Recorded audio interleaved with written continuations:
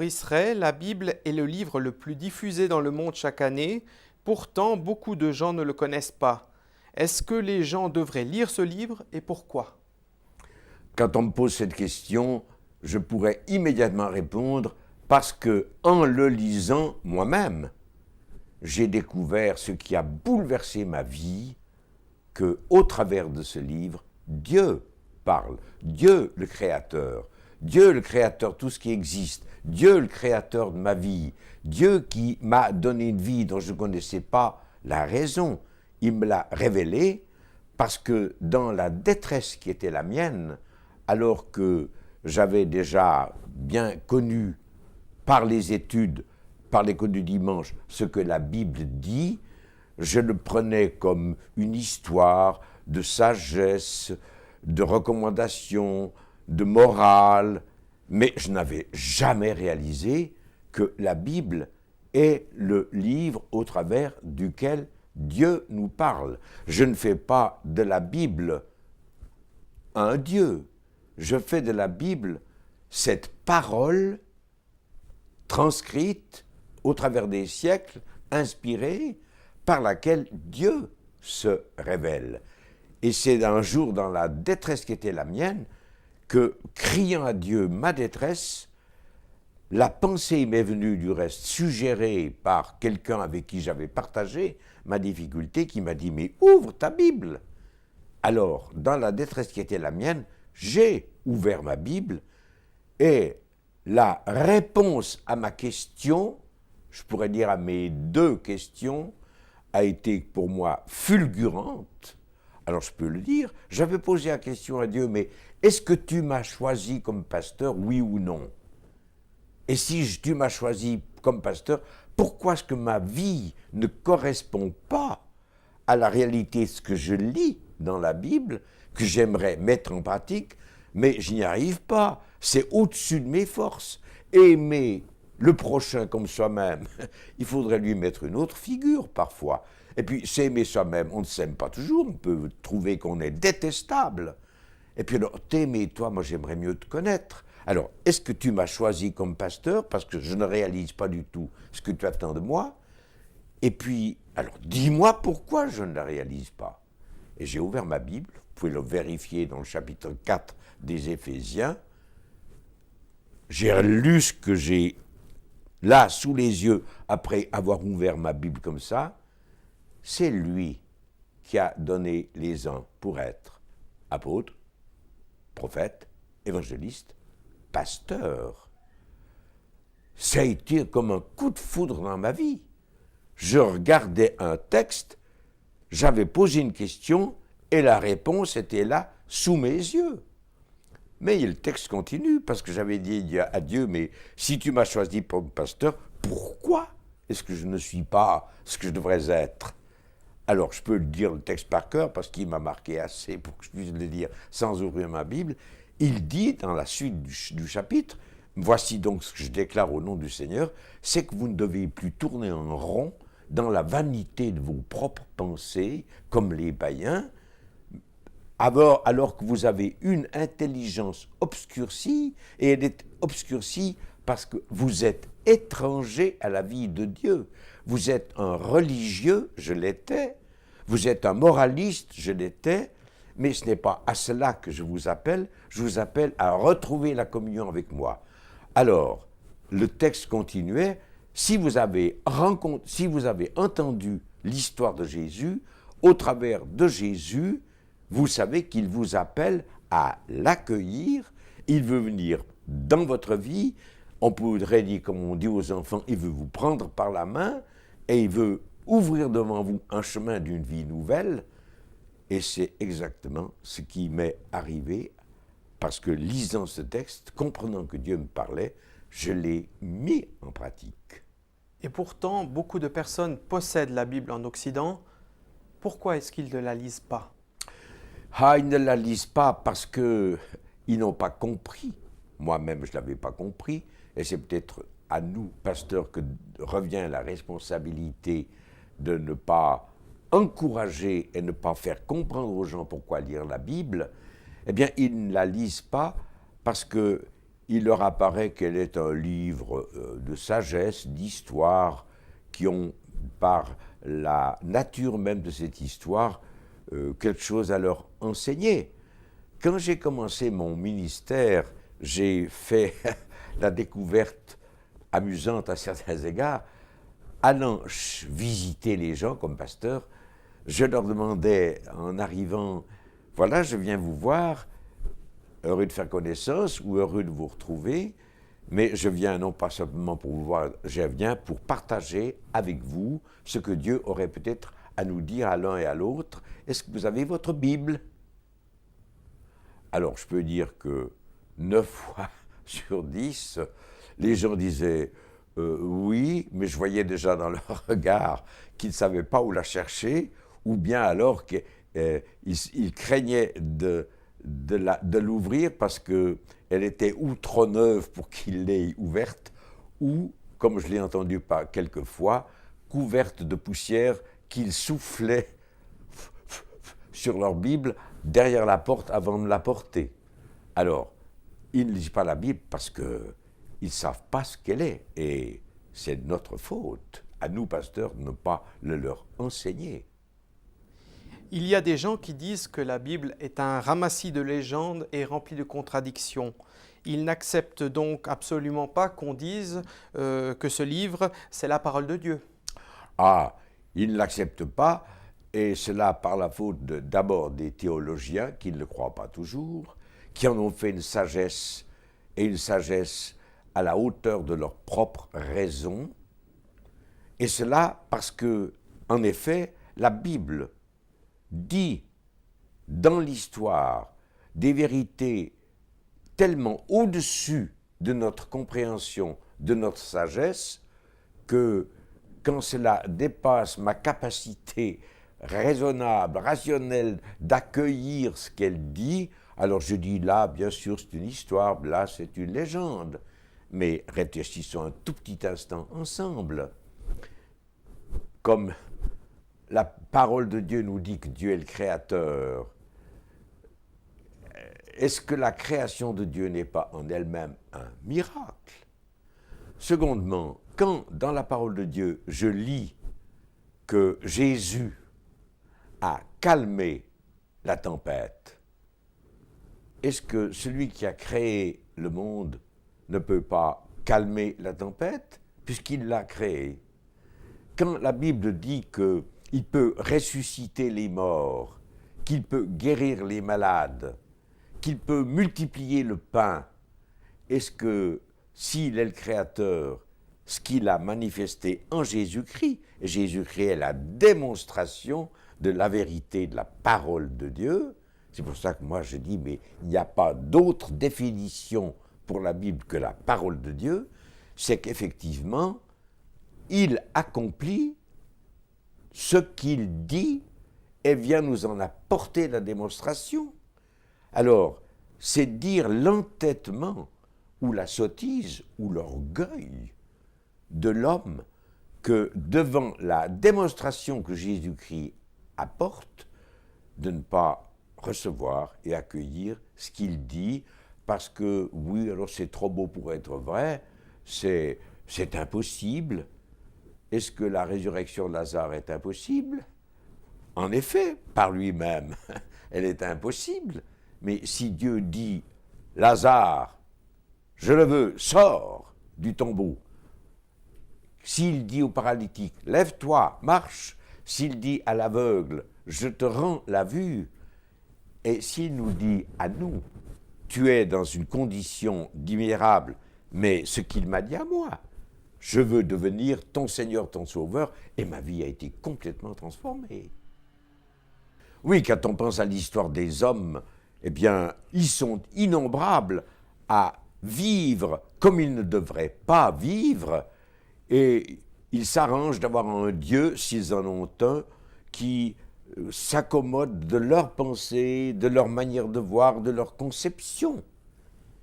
Et puis d'autres disent, en effet, Dieu n'existant pas, c'est pour ça qu'ils sont athées, je peux vivre comme je le veux, m'emparer de tout ce qui me plaît de saisir, faire aux autres ce qui me plaît de leur faire parce que je veux, moi, dominer et les tenir en esclavage, ce que chacun tente de faire. Il tente d'être au-dessus des autres. Bon, il y a des milliers d'hommes qui ont vécu cette vie-là. On pense à un Hitler, par exemple, ou à un Staline, pour prendre les plus grands parmi les résistants à la vérité de Dieu.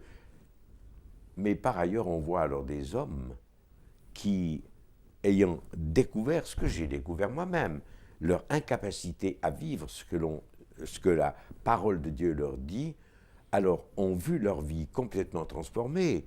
Et je pourrais dire, moi-même ayant passé au travers d'épreuves, et combien de gens autour de moi connaissent cette délivrance lorsque, dans la misère où ils étaient, on peut dire des couples, des parents, des enfants, des voisins, des ennemis qui se réconcilient, qui, à cause de l'intrusion dans leur vie librement acceptée de l'Esprit Saint et de la parole, pardonnent en recevant la force de pardonner, vont trouver leur ennemi et lui déclarent qu'ils veulent se réconcilier avec lui, reçoivent de Dieu la force de mettre en pratique ce qu'il dit et voient leur vie heureusement renouvelée, guérie, libérée, rendue vivante, mais d'une vie qui n'est pas différente de celle des autres, parce qu'on reste des hommes,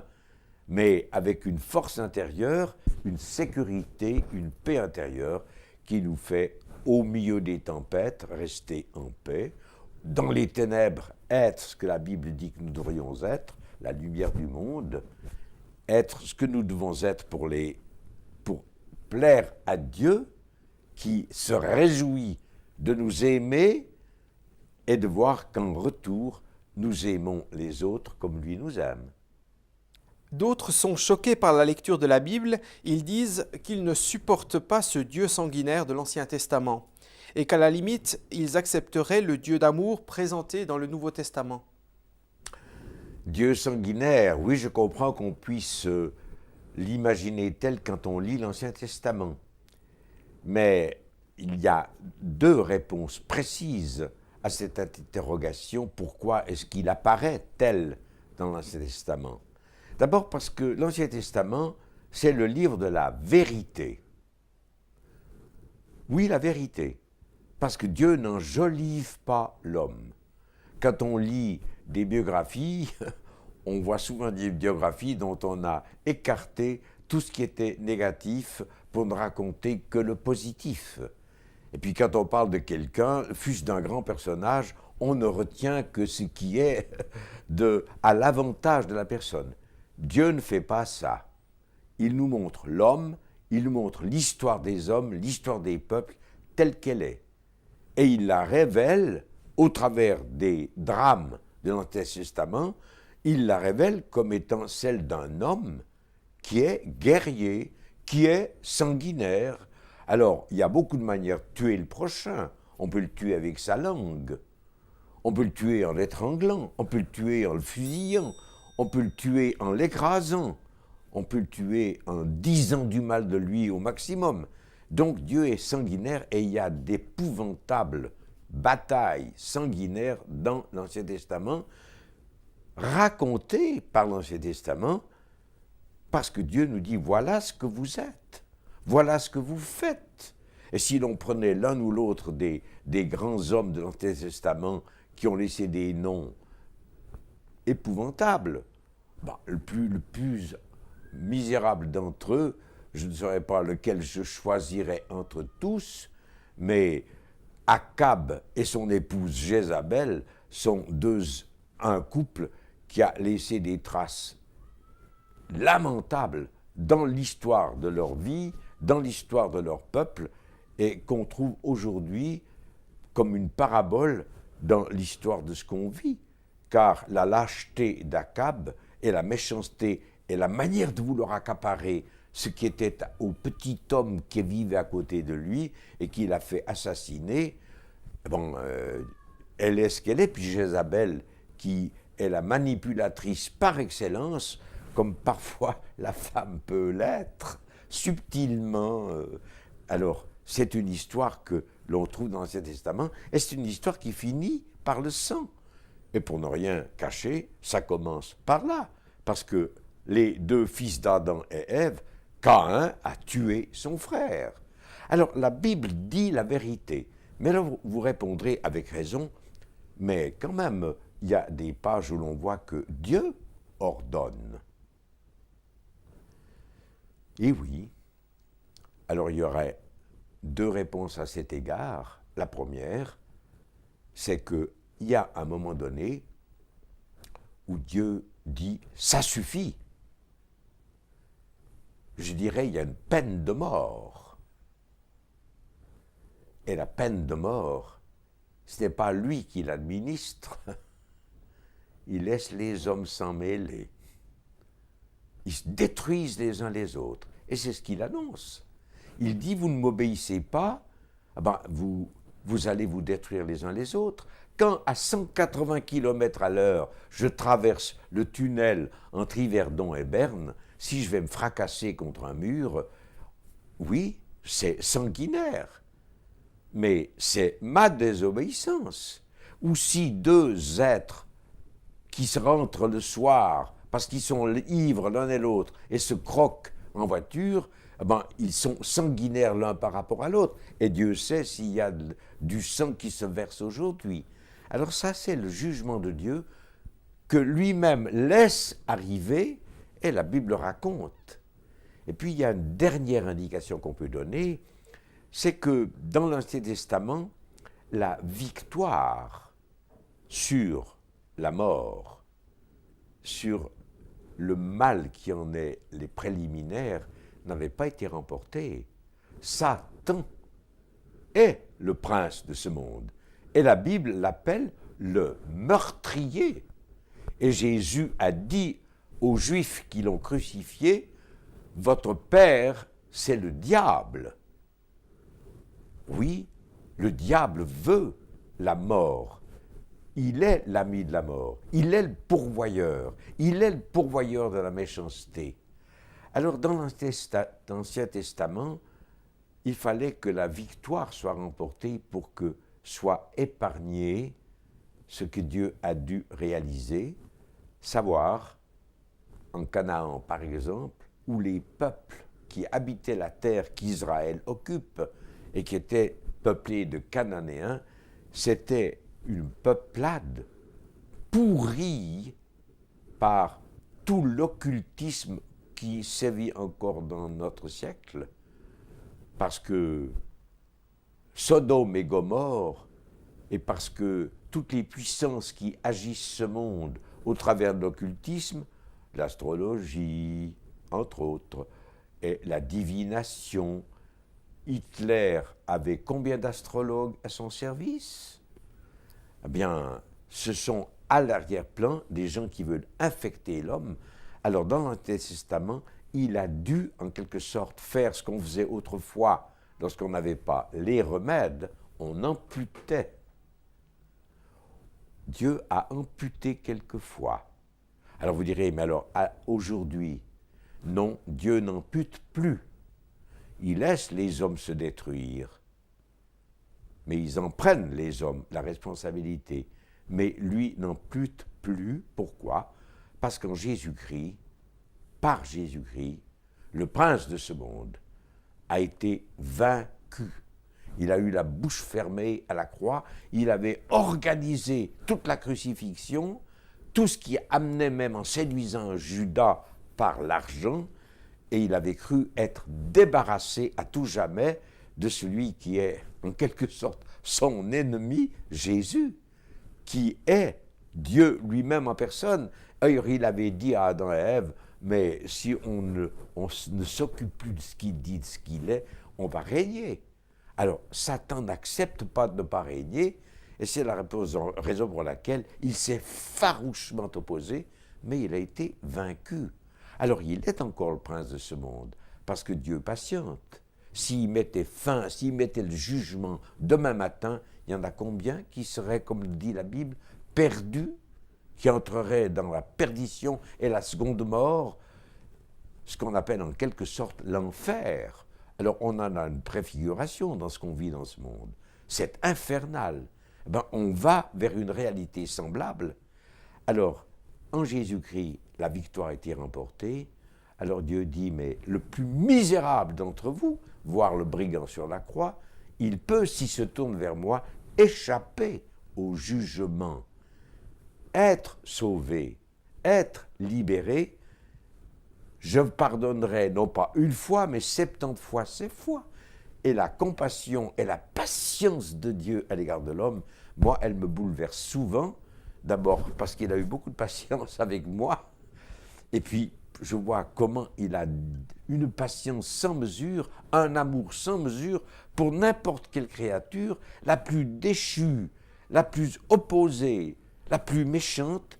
Si elle se laisse toucher par Dieu, il ne juge pas, il ne verse pas le sang, il sauve et pardonne. C'est la raison pour laquelle, depuis que Jésus-Christ est venu, je ne suis pas favorable à la peine de mort. Alors, en effet, Dieu n'est plus l'exécuteur, c'est les hommes qui le sont. Dieu pardonne, Dieu libère, et c'est la raison pour laquelle, non, il n'y a plus de Dieu sanguinaire. Alors comment accéder à ce Dieu qui se dit être un Dieu d'amour? Alors, il faudrait d'abord que nous croyions qu'il l'est. Et là, on introduit un élément fondamental, la foi. Alors, beaucoup de gens, quand on leur demande s'ils ont la foi, répondent oui, je crois, ou oui, j'ai une foi qui est douteuse, parce que j'ai beaucoup de doutes dans ma foi. Et la foi, pour eux, c'est est-ce que Dieu existe? C'est la, comme on dit en langage commun, la croyance. Est-ce que tu crois que Dieu existe?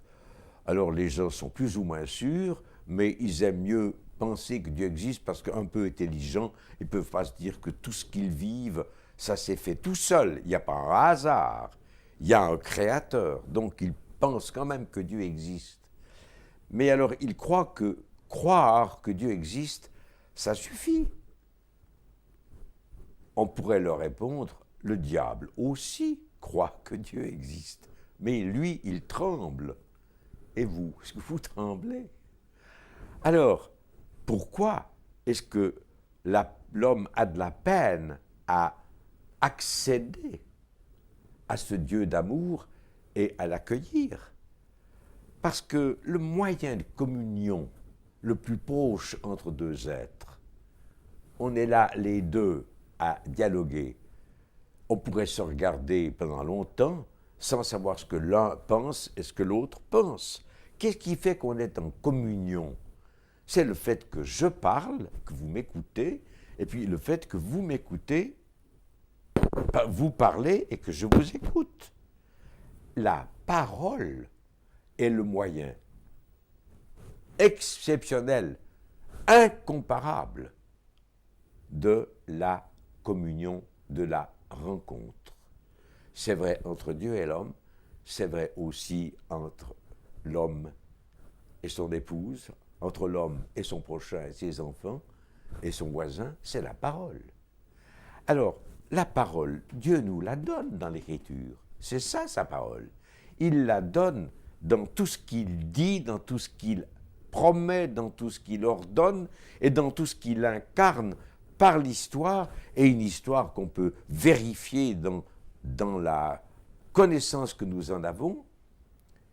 Alors, lire la Bible, c'est écouter ce que Dieu dit et croire qu'il m'aime. Il me déclare qu'il m'aime. Mais est-ce que je le crois? Est-ce que je le prends au sérieux? Je raconte l'histoire que j'ai vécue de quelqu'un qui contestait le salut dont je me réclame. Parce que je disais, mais moi je suis né de nouveau, ma mort a déjà eu lieu à la croix, je suis un vivant qui va vers l'éternité, et qui m'a dit, tu es un orgueilleux de croire ça. Ah, parce que je reste encore un pécheur, en effet, je suis encore un pécheur, j'apprends encore, parce qu'on n'a jamais fini de grandir dans la foi, et on doit avoir la stature de Jésus-Christ, bon, j'ai obtenu des victoires successives sur le mal qui m'habitait, mais c'est parce que je suis vivant, c'est parce que je suis né de nouveau et que je grandis dans la foi. Alors tu me traites d'orgueilleux parce que je crois ce que Dieu dit. Tu permets que je te pose une question. Tu es marié? Oui. Tu es sûr? Enfin, tu me connais. Oui, mais depuis que tu parles, je ne suis plus sûr que tu sois marié. Enfin, qu'est-ce que tu veux dire? Je dis, comment sais-tu que tu es marié? Parce que tu couches avec ta femme. On peut coucher avec une femme sans être marié. Parce que vous vivez en concubin. On peut en effet être marié concubin. Donc, tu es marié, mais qu'est-ce qui fait que tu es marié? Alors je lui dis, je vais te répondre, puisque tu es là, bouche bée. C'est qu'un jour, tu as déclaré à ta femme que tu l'aimais. Et elle a eu la folie de le croire. Alors, je suis fou, parce que je crois ce que Dieu me dit quand il me déclare « Je t'aime ». C'est ça la foi. C'est prendre au sérieux la parole que Dieu nous adresse. Alors moi, j'ai déclaré aussi à ma femme que j'aimais, et j'ai attendu en tremblant un peu le oui qu'elle m'a répondu. Et puis là, nous avons vécu dans un dialogue, et j'ai des piles de lettres que j'ai écrites à ma femme et qu'elle m'a écrites. Bon, j'ai des piles de lettres, Dieu nous écrit dans cette parole où il nous dit « mais je t'aime ». Voilà le sens de ta vie, voilà pourquoi je t'ai créé, voilà où tu vas dans ta destinée. J'ai répondu à votre question. Comment accueillir Dieu dans sa vie? Il faut l'écouter, prendre au sérieux ce qu'il dit, le croire. C'est par la foi, dit l'Écriture. Et le verset de l'Épître aux Hébreux célèbre, c'est « La foi est une démonstration des choses qu'on espère, une découverte de ce qu'on ne voit pas encore, mais qu'on va réaliser, goûter, vivre en réalité. »